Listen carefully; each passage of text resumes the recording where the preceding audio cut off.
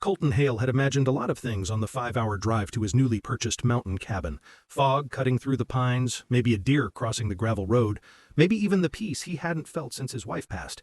What he didn't picture was an unfamiliar SUV sitting bold as brass in his driveway, and a stranger's smoke curling from his chimney. He thought maybe he'd taken a wrong turn, maybe the GPS had hiccuped, but then he saw it. Fresh curtains in the windows, not the torn ones from the listing photos, and someone's kids' scooters leaning on his porch. Colt, Mac Doyle muttered from the passenger seat. Mac was built like a tree stump, wide, solid, unshakable, until now. His voice dropped to a whisper. Somebody's living here. Colton stepped out of the truck just as the cabin door flew open. A woman stormed out like she'd been waiting for a fight. Mid-50s, blonde hair sprayed into a movable armor, athletic clothes stretched tight over coiled rage. Keran Sutter. "You need to get off my property," she shrieked, pointing a shotgun like she was hailing a taxi. "Before I call the sheriff." Colton held up his folder. "Ma'am, there's been a mistake. I own this cabin. I have the deed. It was a bank foreclosure. She snapped, jabbing a finger toward the documents. "That's fake. This is my family's land. My uncle built this place with his bare hands." Mac muttered under his breath. "Looks like her bare hands haven't built anything but trouble." A heavy-set man stepped onto the porch behind Keran.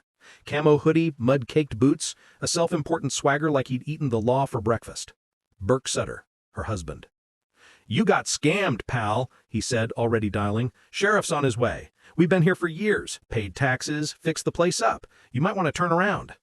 Colton looked past them into the interior. The walls had fresh paint he hadn't ordered. Pictures of kids hung on the hallway. Someone's dinner was simmering on the stove. His stove. A knot formed in his throat. "You're living in my house." Keran folded her arms. "Possession is 9/10 of the law, sweetheart." "Not when I paid for it," Colton snapped. Too late, the sheriff's cruiser rolled in.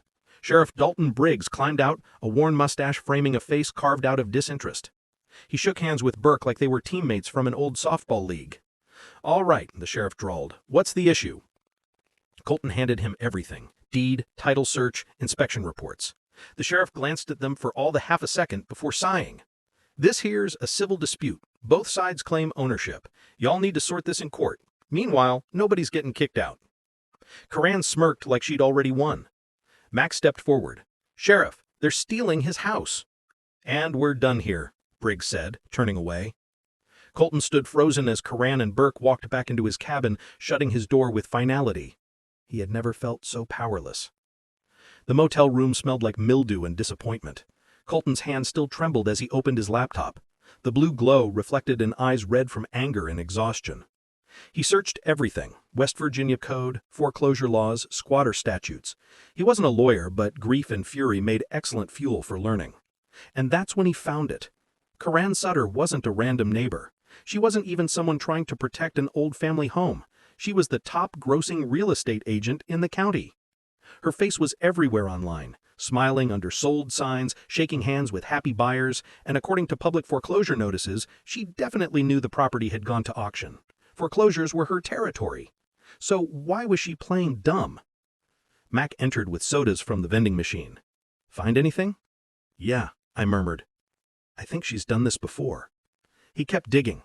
He found the foreclosure notice published 18 months earlier, small, buried in legal classifieds, but still public record.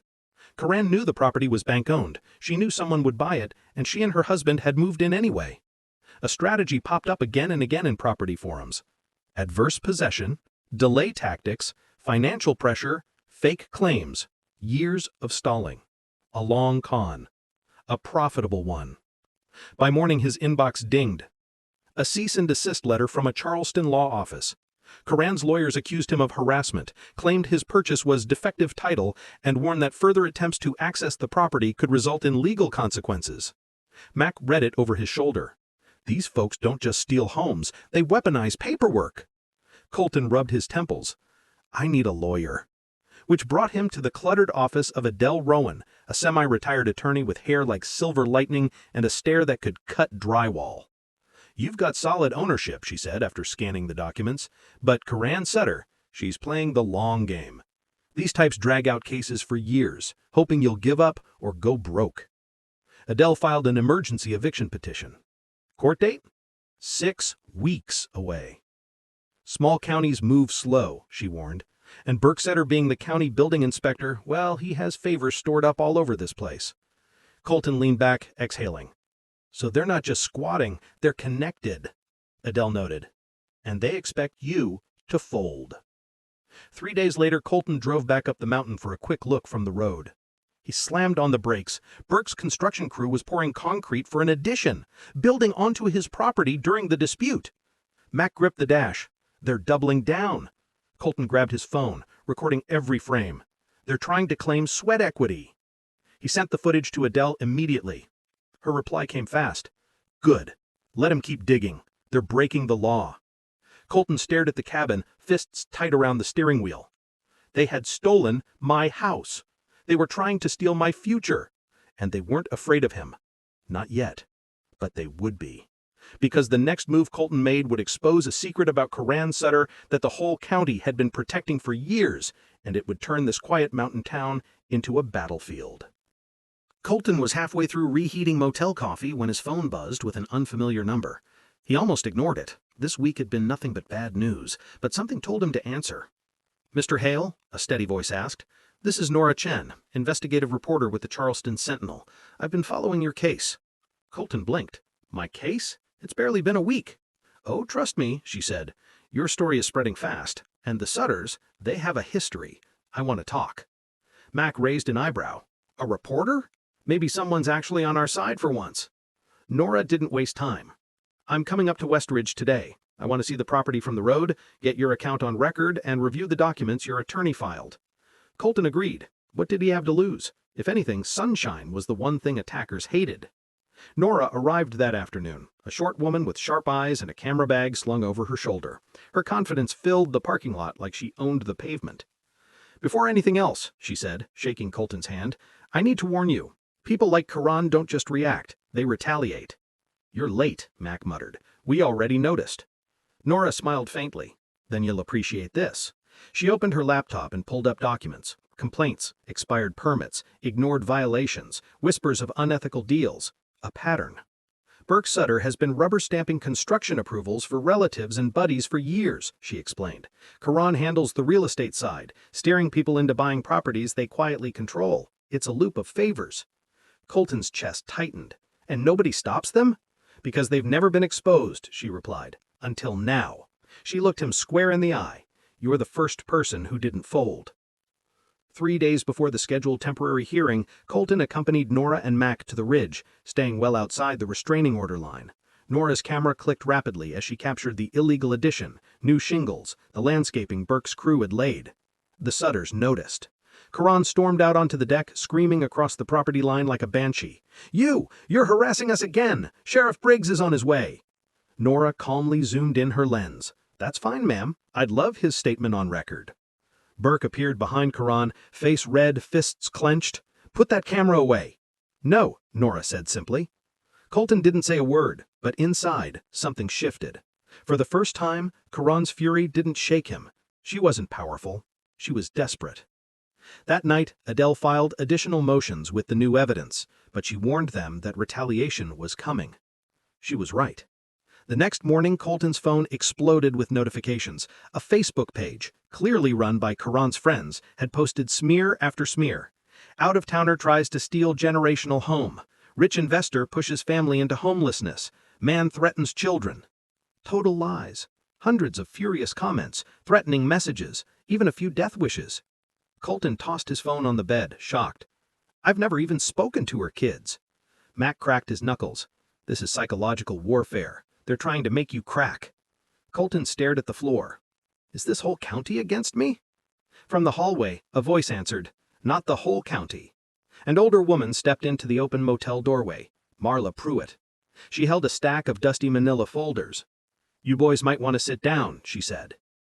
In Adele's cluttered office, the three of them huddled around Marla's stack of documents.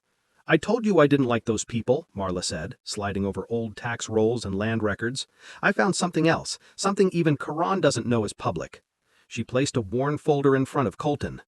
"Burke was hired by the bank to secure the cabin before the foreclosure auction. He was supposed to winterize it, not move in." Colton's breath caught. "You're telling me he was living in the cabin while the bank still owned it?" Marla nodded. "Yep, and I found pictures. She flipped through old social media posts, photos of Burke's niece and Keran's daughter tagging the cabin months before Colton had ever purchased it. Mac stared. They were squatting on bank property. And then stayed after you bought it, Marla said. They planned this. Adele leaned back in her chair, eyes gleaming like a wolf's. This isn't just property theft, this is fraud and conspiracy. She pulled out a new stack of forms. We're turning this into a criminal case. The day before the hearing, Nora published her first article. County inspector and real estate agent accused of manipulating foreclosure property for personal gain. The photos were damning: illegal construction, drone shots of additions, screenshots of forged narratives, clips of Keran screaming. Public reaction flipped like a switch. Suddenly, the county Facebook groups weren't attacking Colton. They were attacking her. Why is she lying? This looks like a setup. Burke's been corrupt for years. Maybe this outsider is the only honest one here. But the Sutters weren't done. That evening, Colton stepped out of the motel to find all 4 tires on his truck slashed, windows shattered, "Leave" spray painted across the hood. Sheriff Briggs arrived, slow and bored. Looks like kids. You know damn well who did this, Colton snapped. He didn't answer. Didn't need to. His silence said everything. Inside the motel, Colton sank onto the bed, head in his hands. Mac stood in the doorway, fists balled. They want you to quit. They want you scared. I'm getting close to it, Colton admitted quietly. That's why they did this, Mac said. Because you're winning. Colton closed his eyes and saw his wife's face. Her last words, "Go live your dream, Colt. Don't just exist." He exhaled slowly, anger turning to iron. I'm not backing down. The next morning, Adele's paralegal called breathless. We found something in the archives. Another missing record. A 2009 tax lien certificate. Misfiled, buried. A lien involving land adjacent to Colton's cabin, not the cabin itself. The Sutters had confused or lied about 2 different parcels. Their entire family land story had been built on the wrong piece of dirt. Colton stared at the document stunned. This could end the whole case. Adele smiled. Oh, trust me, the judge isn't going to like being lied to. Because what happened in that courtroom didn't just change the case. It detonated the entire power structure of West Ridge County, and the Sutters finally slipped up in a way they couldn't escape. The rain tapped against the motel window like impatient fingers. Colton hadn't slept, couldn't. His laptop sat open beside cold coffee, the cursor blinking on another page of county records. That's when a knock rattled the thin door. Mac stepped inside carrying a greasy bag of biscuits. 8, he said, dropping it on the table. You look like you've been fighting ghosts. Colton rubbed his face. Maybe I have. Because somewhere between property statutes and dusty county minutes, he'd stumbled on something that made his stomach drop. Keran's name wasn't new in West Ridge County. It was everywhere. Complaint forums, real estate disputes, quiet settlements, families who'd voluntarily relocated after ownership disagreements. None wanted to go on record, but the pattern was clear. Keran had pulled her house-snatching routine before, and worse, she always got away with it. But why? Before he could answer that, his phone buzzed. Blocked number. He answered cautiously. This is Colton. The voice on the other end was gravelly, nervous. Mr. Hale, this is, Joel Cartman. Used to be the county clerk. Retired now. Colton straightened. How'd you get my number? Everyone in this county has your number now, Joel muttered. Listen, I overheard what happened up at the Ridge. You need to know something. Mac leaned closer, eyes narrowing. Keran's family never owned that cabin. They rented it decades ago. Her uncle was evicted for not paying rent, but she's been telling folks for years that it was hers. It wasn't. Colton felt heat crawl up his neck. Then why does everyone believe her? Because she's local, and you're not. And because Burke, her husband, inspects half the buildings in the county. He's been doing favors for people for years. That explains the sheriff, Mac muttered. Joel sighed. You want to beat her? Don't argue feelings. Argue paper. Everything in this county runs on paper. He hung up. Colton stared at the phone. Paper, documents, evidence. That was how Keran had manipulated this place. She controlled the narrative by controlling the records. But if he could flip that narrative... He pulled on his jacket. Mac, we're going to the archives. The county building smelled like old books and damp carpet. A woman in her 60s sat behind the desk, glasses perched low, her badge reading Marla Pruitt. She looked up with a knowing smile. You're the fella fighting the Sutters. Colton braced for hostility, but Marla waved him in. Oh, relax, I don't like those people. They've been bending rules here longer than my arthritic knees have been bending stairs. Come. She led them to the basement, a maze of filing cabinets, faded blueprints, dusty plat maps stacked like forgotten histories. Marla dug through a drawer until she found a thick manila folder. "This," she said, tapping it, "is the original 1972 deed. Doesn't mention Keran's family anywhere." Then she pulled a second folder. "And this is the rental agreement from 1983. Burke's uncle was a tenant, not an owner. Evicted 4 years later." Colton flipped through the pages, heart pounding. "This is proof!" Marla gave a quiet, grim laugh. "Honey, in this county, truth and proof ain't twins, but with the right lawyer, proof wins." He scanned every page with his phone, every signature, every plot line, every eviction notice. This was the ammunition Adele needed. Adele Rowan looked almost delighted when Colton dropped the documents on her desk. "Well, look at this Christmas miracle," she murmured. "Keran's entire story collapses under these records. We'll file an amended motion. That judge won't enjoy being lied to." She typed quickly, a storm of legal jargon filling the page. "And one more thing," she added. "We'll file complaints with the State Real Estate Board and the County Ethics Council. Keran's license will be under review by the end of the week. Burke's inspector job too." Mac cracked a smile. "Good. They deserve it." But Adele lifted a warning finger. "Be ready. People like Keran don't fight clean." The next morning proved her right. A headline popped up on Colton's phone. "Local family fights to save homestead from outsider with deep pockets." A photo showed Keran on the cabin porch, fake tears glistening. The article painted her as a victim, her voice trembling as she described her grandchildren's home being stolen by a stranger. The comments were brutal. "Go back where you came from. Outsiders buy land and push locals out. Hope he drives off one of those cliffs." Colton felt sick. "Look at this garbage," Mac growled. "They're weaponizing sympathy." But the worst blow came that evening when Adele called. Her voice was tight. "Colton, Keran filed a restraining order." "What?" "She claims you drove by the property to intimidate her. The judge granted a temporary one." Colton stared at the floor. "So I can't even go near my own house now?" "Not within 500 feet, Adele said. "They're trying to trap you into violating it. Don't go anywhere near that ridge." Colton clenched his jaw. "They can't keep doing this." But they could, and they would. The county fire marshal called the next day requesting an urgent inspection. "An anonymous tip about hazardous materials stored improperly," he said. Colton nearly laughed from disbelief. "I haven't even been inside that house." But Adele's response was deadly serious. "This is their next stalling tactic. If the fire marshal red tags the property, the eviction gets delayed for weeks." Colton gripped the phone tighter. "So they planted something." "Probably," Adele said. "Be ready. They're escalating." Mac burst into the motel room that night, breathless. "You need to see this." He opened his laptop, drone footage of the ridge. Burke's crew wasn't just adding on to the house, they were renovating the whole back section. New shingles, new siding, landscaped pathways. Mac shook his head. "They're building a whole sweat equity case." Colton stared at the screen, jaw tight. "They think I'll walk away?" Mac looked at him. "Are you?" "No."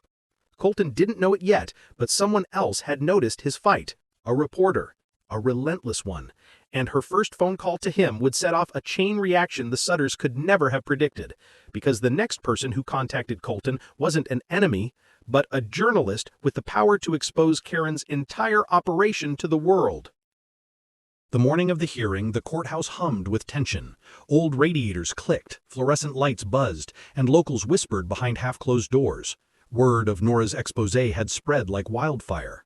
For the first time, Colton felt the weight shifting just slightly away from the Sutters. Adele Rowan walked beside him, a steel-spined presence wrapped in a burgundy coat. "Don't react to anything Keran does today," she warned. "She thrives on chaos. We thrive on facts." Colton nodded, jaw tight. He had barely slept. His truck was still sitting at the motel with slashed tires. But today felt different, heavy, but hopeful. Inside the courtroom, Keran sat at the defense table wearing a neat blazer and a smile sweeter than poison. Her new lawyer, a young public defender who looked like he'd been dragged in unwillingly, flipped nervously through a thin file. Burke sat behind her, arms crossed, eyes full of fire. When the judge walked in, a visiting circuit judge, not a local, the air stilled. That was their first break. Adele rose. "Your Honor, new evidence has surfaced involving the property's chain of title and a misfiled tax lien. These records invalidate the Sutter family's claim entirely." She placed the documents gently on the judge's bench like presenting a loaded weapon. Keran's lawyer scrambled. "Your Honor, we request time to—" "Denied," the judge said, not even looking at him. "Proceed." Adele clicked to a large printout. The new boundary survey. the deed from 1972, the rental agreement, the eviction notice from 1987, the 2009 tax lien on the wrong parcel. Each document hit the room like a hammer. Burke shifted uncomfortably. Keran's face tailed, but she kept her smile frozen in place, as if willing the judge to see what she wanted him to. Adele finished with surgical calm. Your Honor, the facts establish two things. The Sutters never owned this cabin. Their entire claim is based on a misrepresentation of land they never possessed. The judge looked at Keran. Do you have anything to say? Keran stood, smoothing her blouse. Your Honor, this is our home, my family. The judge raised a hand. This is a court of law, not emotion. Your family has no legal connection to this property. None. She froze. A pin could have dropped. Eviction order granted, the judge said calmly. You have 48 hours to vacate. The bailiff approached, and Keran exploded. This is my land, she screamed, voice rattling the windows. You're all corrupt. This is a setup. Burke tried to pull her back, but she swatted at him wildly. Two bailiffs stepped in. She was dragged from the courtroom, sobbing and cursing. Phones whispered clicks as Nora recorded everything from the gallery. The judge banged his gavel. We are adjourned. Colton exhaled shakily. He didn't feel victorious, just drained, hollow, faded. Adele touched his arm. We won. Outside the courthouse, Burke intercepted them, rage staining his face purple. He stepped so close Colton could smell stale tobacco. You think this is over? He growled. I'll burn that house down before you ever step foot inside it. A bailiff shoved him back. Step away, Mr. Sutter. Burke glared one last time, then stormed off. A chill crawled down Colton's spine. Burke wasn't bluffing. 2 hours later, Colton's phone rang. Unknown number. This is the fire marshal's office. We received an anonymous call about hazardous materials stored on your property. We must conduct an inspection before eviction proceeds. Colton closed his eyes. Another stall, another tactic. How long will this take? He asked. Could be days, could be a week. Adele's voice crackled through the speaker after he called her. They're escalating to sabotage, Colton. If they delay long enough, they might try to destroy the property or plant something worse. A dark pit formed in his stomach. So how do we stop them? We don't, Adele said. We expose them. Let's make their next move public. That night, the motel turned into a war room. Mac laid out cameras, trail cams, body cams, drone batteries. Nora set up equipment for her photographer. She said, if they plant evidence, the state will see it, and so will everyone online. I'll be there at the inspection. A plan formed. Fire marshal arrives at 6 a.m., Nora and her photographer at 5:30, Adele present as legal witness. Colton stands outside property lines to avoid a restraining violation. Cameras, everywhere. It was airtight. But the Sutters weren't playing small anymore. 2 nights before the eviction, Mac flew a drone over the cabin again. Colt, he said quietly, showing the footage. Look at this. Fresh paint, landscaping, shingles, and worst of all, 5 new 55-gallon drums behind the house, unmarked, illegally stored. Colton's breath caught. They're setting us up. They're setting themselves up, Nora corrected, reviewing the footage. If those drums are linked to Burke's company, this goes from property dispute to criminal negligence. The next day, Adele's paralegal unearthed another bombshell in county payroll records. Burke's Construction LLC was $30,000 in debt, equipment loans unpaid. Keran's real estate numbers had dropped nearly 60% since the ethics complaints. They're desperate, Adele said. Cornered animals bite. Even Marla warned him over pie at the diner. Honey, I've lived here 50 years. Those two ain't right. Bring state police for the eviction, not just the sheriff. Sheriff Briggs is too tangled in their family. Nora's digging revealed even more. Burke had rubber-stamped inspections for relatives, ignored code violations, approved permits that should have taken months in minutes. This isn't about your house anymore, Nora told him. This is systemic corruption. You exposed it just by refusing to back down. The night before the fire marshal inspection, Colton couldn't sleep. He sat alone on the motel bed staring at his truck's shattered windshield. A storm churned in his gut. Fear, anger, exhaustion. Then a notification appeared.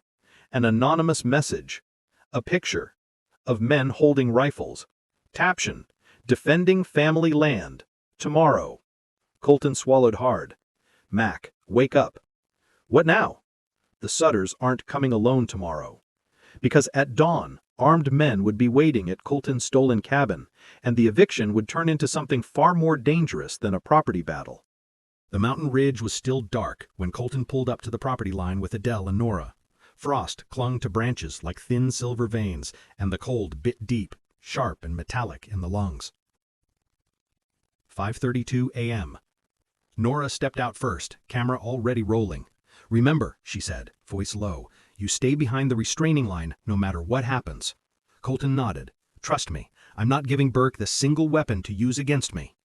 Headlights cut through the fog behind them. 2 state police cruisers rolled in quietly. Not Sheriff Briggs this time. Real cops. Neutral cops. One nodded at Colton. "Mr. Hale, we're here to keep it calm." Calm was the last word Colton would use for what he saw next when the fog thinned. A row of pickup trucks lined the road near his cabin. 30, maybe more. Groups of men stood around burning barrels, rifles slung over shoulders, tactical vests strained over camo jackets.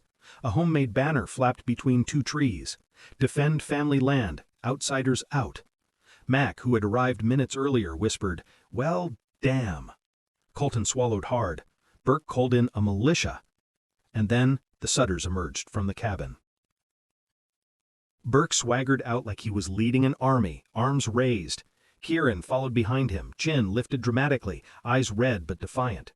"You can't intimidate us," she yelled across the property line. "This is our home." Nora zoomed in, murmuring, "Oh, this is going to age beautifully online." The state police stepped forward. "Everyone stay off the property until the fire marshal completes his inspection."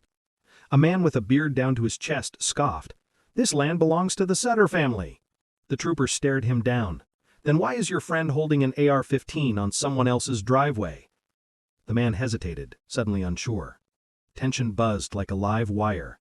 Then at exactly 6 a.m., the fire marshal's truck arrived. The Sutter's little army parted as he pulled in. Burke stomped forward. "No need for this circus. There's nothing dangerous here." The marshal stepped out, clipboard under his arm. "Then it'll be a quick inspection." Keran tried blocking the door. "You can't go in there without a warrant." "For a hazmat emergency call?" the marshal said coldly. "I absolutely can." Burke cursed under his breath. The marshal entered. The door slammed behind him. The militia stared, the state police stared. Even the birds seemed to hold their breath. 10 excruciating minutes passed. Then the door opened. The marshal stepped outside carrying a clipboard and an expression carved from stone. "I found 5 unmarked 55-gallon drums in the basement. Hazardous materials. Could be illegal waste." Colton raised his voice, loud enough for Nora's mic to catch. "I've never even been allowed inside that house." The marshal turned to Burke. "Those drums have serial numbers someone tried to scratch off, but didn't finish." Burke froze. The marshal typed quickly on his device. "Let's see who they're registered to. Burke Sutter Construction LLC. Reported as disposed of 6 months ago." A collective gasp went through the crowd. The marshal continued, voice steady. "Mr. Sutter, storing hazardous waste without proper containment is a crime. Filing a false hazmat report to delay eviction is another." Burke went white. Keran shrieked. "This is a setup. He planted them." Colton lifted both hands. "I've never stepped foot inside." Nora's camera caught every word. The marshal red-tagged the property on the spot. Keran lunged for Nora's camera in a blind rage. "Stop filming us!" A state trooper intercepted her mid-air, pinning her arms. She fought like a wild animal, kicking, screaming, cursing. "You're harassing us! You're all corrupt! This is our home!" "Ma'am," the trooper said calmly, "you're under arrest for attempted assault." She was dragged into the back of a cruiser, still screeching. Burke watched helplessly, his face breaking, his reign collapsing. He looked at Colton, not with anger now, but with something uglier. Fear. "We need 2 hours," he said suddenly, turning to Colton. "Just to get the kids' stuff. Clothes, books, please." Adele leaned in. "It's your call." Colton stared at him. The man who had threatened him, vandalized his truck, spread lies, planted illegal waste, rallied armed men against him. But there were kids inside. He swallowed. 2 hours. Personal belongings only. Burke exhaled. "Thank you." It was the first honest thing he'd said. but good deeds don't always yield good behavior. 10 minutes later, someone inside the cabin screamed. State police rushed in and dragged out Keran Sutter, Burke and Keran's adult daughter. She'd lost control. Inside, she'd smashed windows with a baseball bat, destroyed appliances, spray-painted walls with red slurs, "Thief! Liar! Burn in hell!"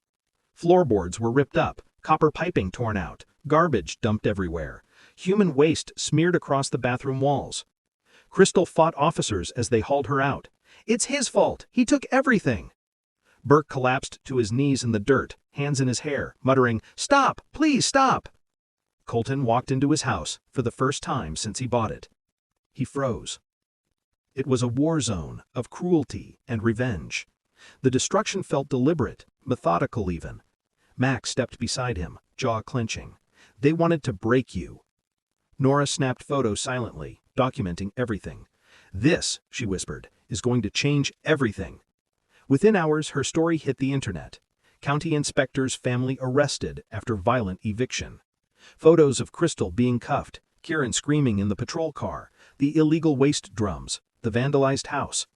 By noon, the footage trended across social platforms. People who once called Colton an outsider were now apologizing in his inbox. The community's tone flipped overnight. Sheriff Briggs released a statement distancing himself from the Sutters. The Attorney General's office announced formal investigations. But the Sutters had one more dirty trick left. That night, Colton received an email from an unknown account.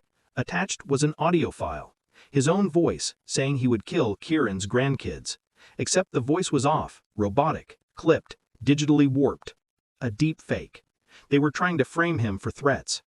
Adele didn't hesitate. "Forward it to me, now."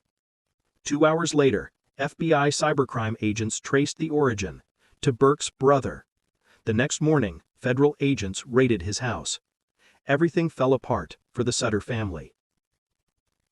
And yet, Colton stood inside his destroyed cabin, surrounded by shattered glass and wrecked walls, and whispered, "Did I really win?" Because the final battle wasn't about the cabin, it was about exposing the entire corrupt network behind the Sutters. And what happened next would turn Colton into something he never planned to become. For weeks, Colton's cabin stood like a skeleton, a gutted monument to everything he'd been dragged through. The destruction was more than physical, it was emotional, psychological. Every shattered board whispered what the Sutters had tried to do to him. Break him, erase him. But sometimes destruction clears the ground for truth to grow. And truth was spreading. Nora's articles were now part of a statewide investigation. Burke's construction business was hemorrhaging clients. Keran faced charges for falsified documents, obstruction, and assault. Keran remained in custody for vandalism and resisting arrest. Burke's brother was under federal scrutiny for deep-fake fabrication. It was the collapse of a dynasty built on lies. Yet Colton felt little satisfaction. He wandered the cabin's ruined halls with a heavy heart. Holes smashed through drywall, broken glass crackled under his boots. Spray paint scarred every room. It felt like standing inside someone's hatred. Mac joined him, hands in his pockets. "You know, there's no shame if you walk away. Sell the land, start somewhere fresh. No one would blame you." Colton stared at the termites of sunlight slipping through the smashed windows. "But that's exactly what they wanted, and I'm tired of living around what other people want." He stepped over fallen plaster. "This was supposed to be my escape, my new beginning." Mac nodded slowly. "Then maybe it still can be." Colton wasn't so sure. Then, 2 days later, Adele called him into her office. She looked exhausted but satisfied. "You've become quite the storm in this county." "That wasn't my intention." "Well, it's done." Adele leaned back. "The Attorney General is pursuing charges against Burke and Keran for fraud, property damage, and filing false reports. Federal charges might come next." Colton let out a breath he didn't realize he'd been holding. "What about my house?"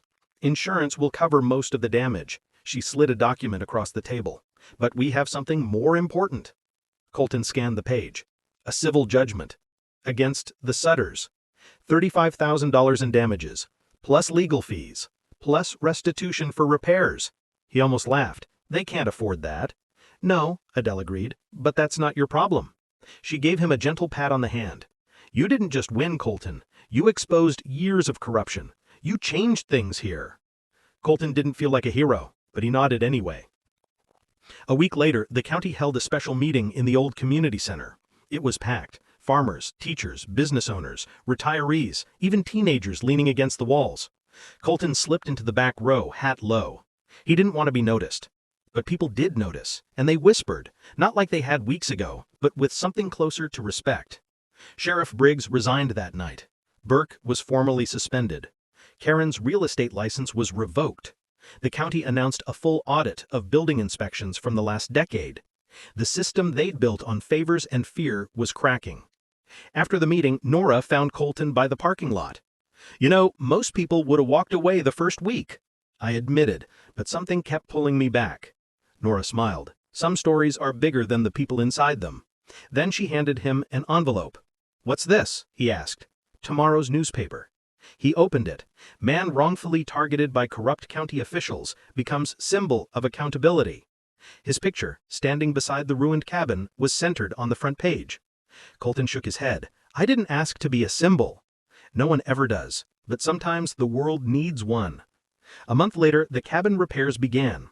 Insurance cuts, civil restitution, and a handful of volunteers from the community helped. Neighbors he'd never met before showed up with tool belts and casseroles. "I'm sorry for what they did," one older man said, hammering new boards. "We all let them push too far for too long." Even Sheriff Briggs stopped by. No badge, no uniform. Just a tired man. "I wasn't brave enough to stand up to them," he said quietly. "But you were." Colton didn't respond. He just kept painting the window frame. By mid-spring, the cabin was whole again. Fresh cedar siding, new windows, a rebuilt porch that creaked pleasantly underfoot. Sunlight streamed into a kitchen that once dripped with malice. The mountain looked peaceful again. Real peace. Earned peace.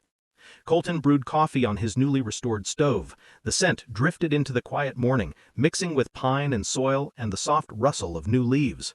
Mac walked in, boots muddy. "Looks like you did it, brother."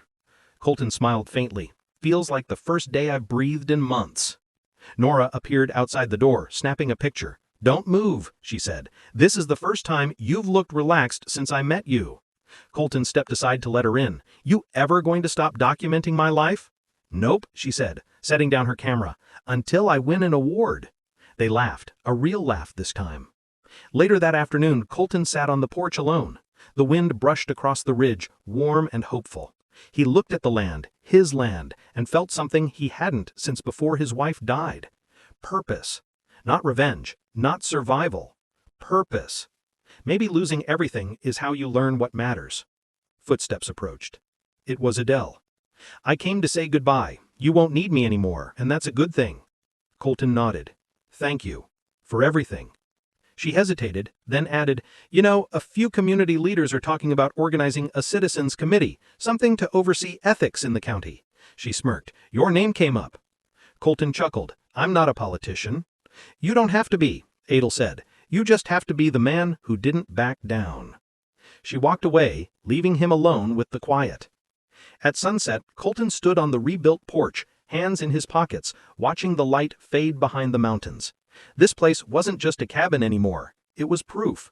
Proof that even one person, hurt, tired, alone, could topple a corrupt system by refusing to bend. He whispered into the cool air, "I'm home." The wind carried it away. But the mountains heard him, and after everything he'd survived, they accepted him.